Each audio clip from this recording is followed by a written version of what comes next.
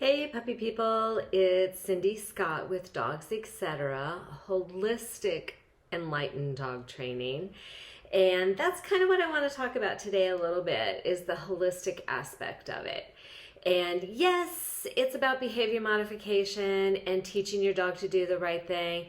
But there's some things I want you to keep in mind as you live with your dog. It's not always about the behavior. There's a lot of things that factor into behavior. Let me put it that way.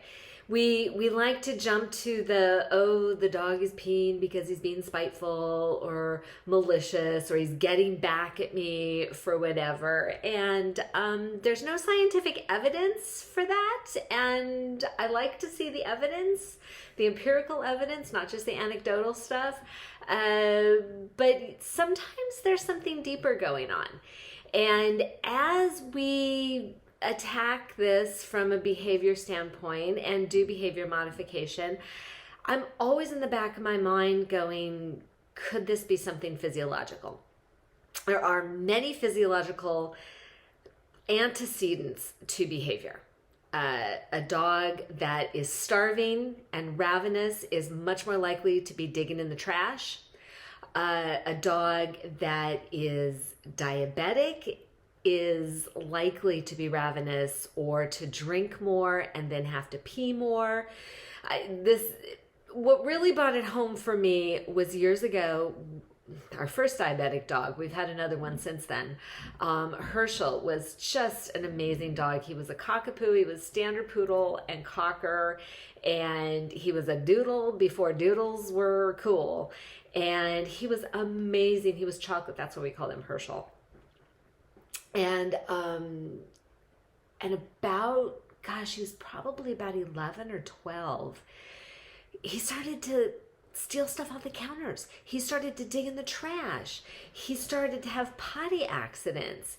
And I'm like, what the heck is going on? He's never done this before.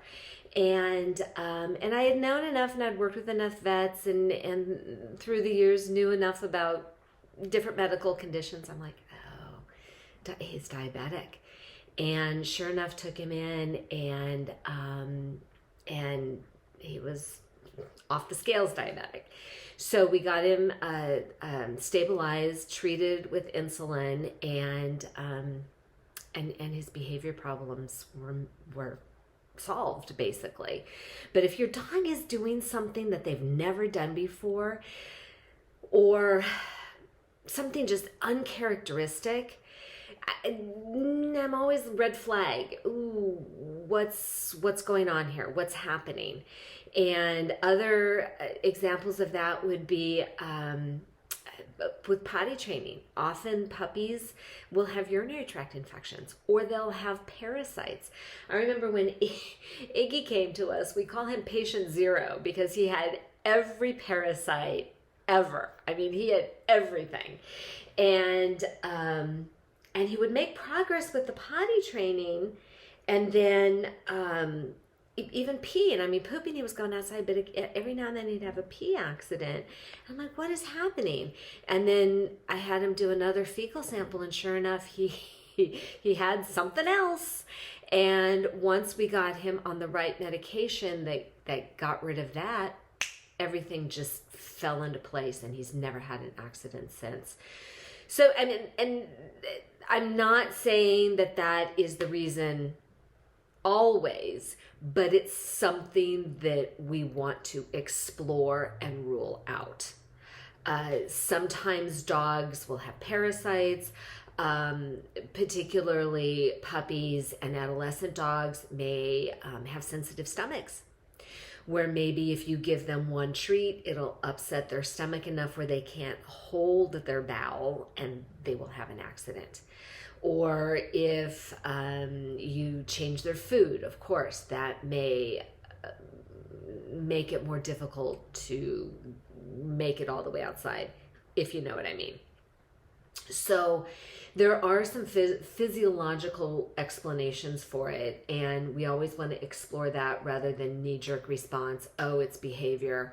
Oh, they're doing it out of spite. Oh, they're getting back at me, da da da da da.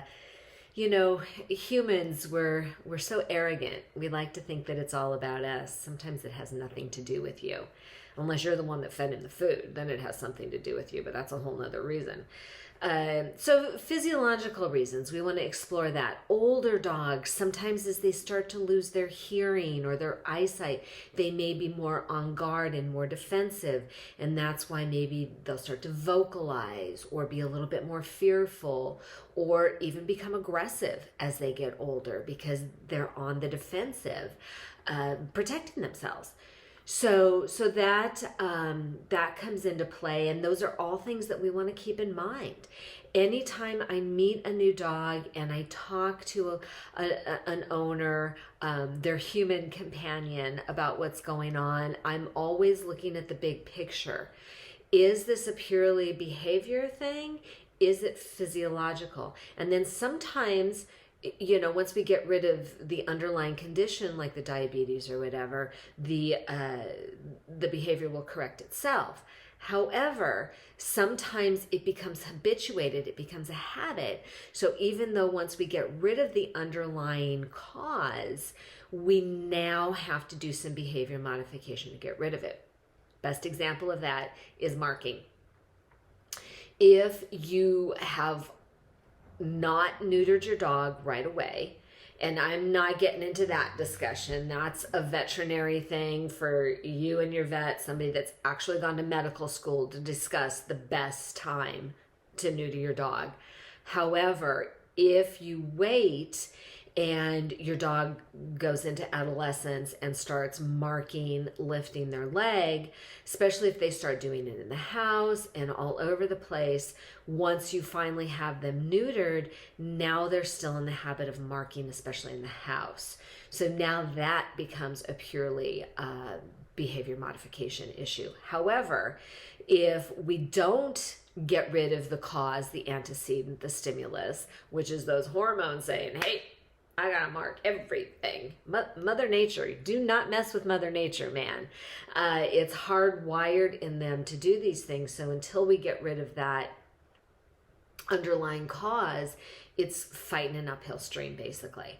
But once they are neutered, then we can really do some behavior modification. There's behavior modification that we can do, of course, but the success is gonna really be limited. Because nature, hello, do not fight Mother Nature. And, well, you can, but you'll make yourself crazy doing it, I suppose. So that being said, these are things that I want you to keep in mind. And there's a whole slew of other medical conditions, obviously, that can affect your dog's behavior. Medications are something else. Whenever I talk to an owner, that initial evaluation, one of the questions is always, do they have a medical condition? Are they on medication? There's a lot of medications that can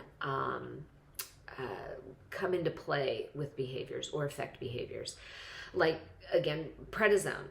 Prednisone will make your dog eat more. They will make them thirsty. So they will drink more. The more they drink, the more they're going to have to pee.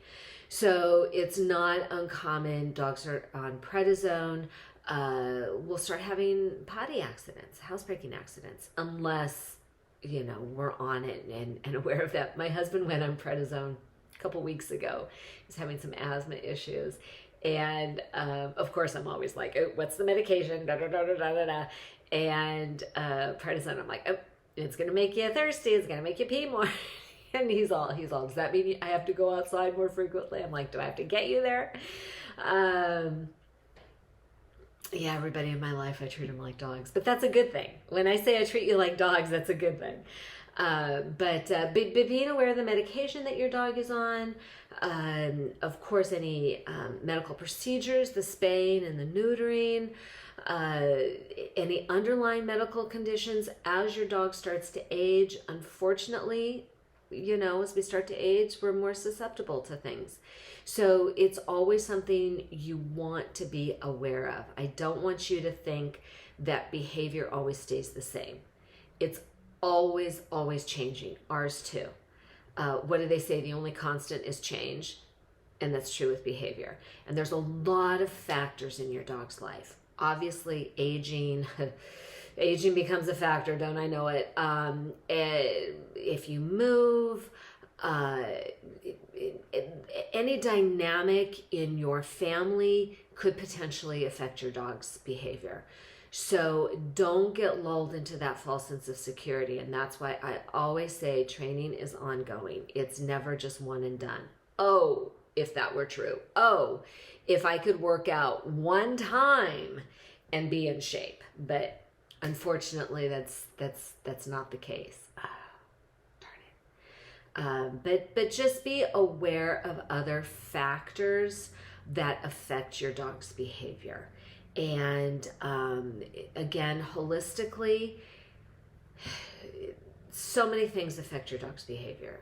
And that's one thing I want to do more of these videos about. I want to get more of this information out, that everything in your dog's life really affects their behavior. Us too, you know, food, enrichment, stimulus, all of that really affects it, but nothing more so.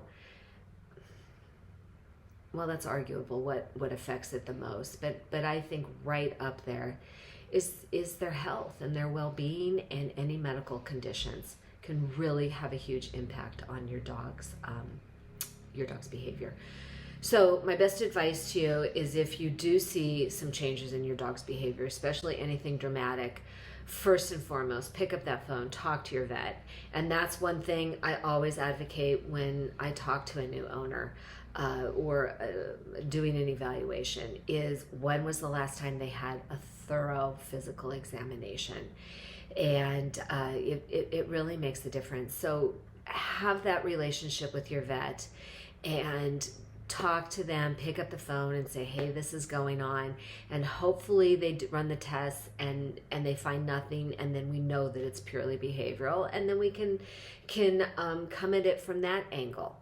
But if there are some physiological reasons for it, we want to make sure that that's taken care of before we do the behavior, because otherwise we're just spinning our wheels for sure. So anyway, as always, leave me a comment. Let me know what you think. If this happened to you, let me know. And go play with your dog. Have a great day. Take care. Till next time.